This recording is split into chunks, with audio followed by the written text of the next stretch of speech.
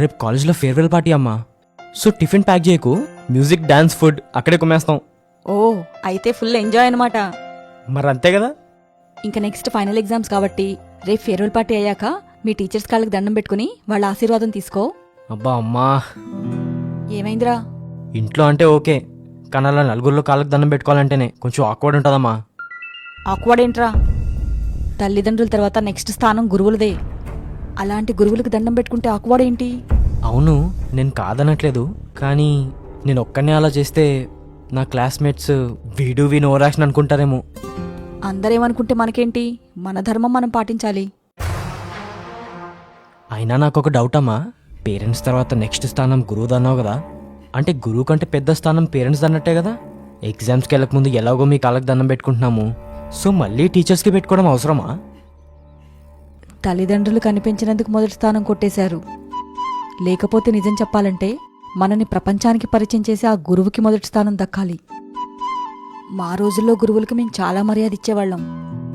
ఎగ్జామ్స్కి మాత్రమే కాదు, ప్రతి ఒక్క పండక్కి కూడా కాళ్ళకి దండం పెట్టి ఆశీర్వాదం తీసుకునేవాళ్ళం.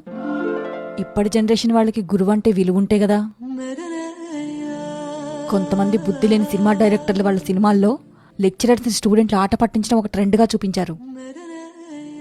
ఆ సినిమాల ప్రభావమే ఈరోజు యువత చెడిపోవడానికి కారణం.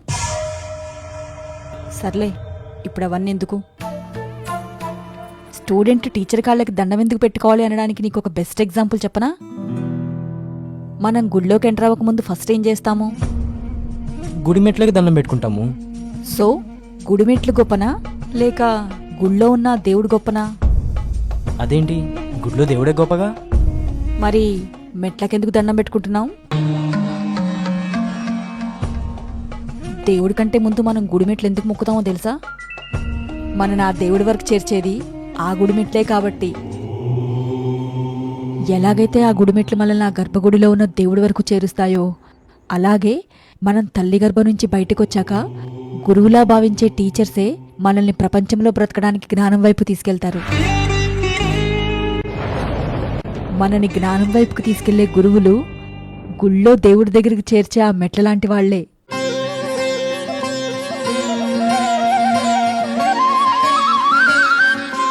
అర్థమైందమ్మా, తప్పకుండా టీచర్స్ కాళ్ళకి దండం పెట్టుకుంటా.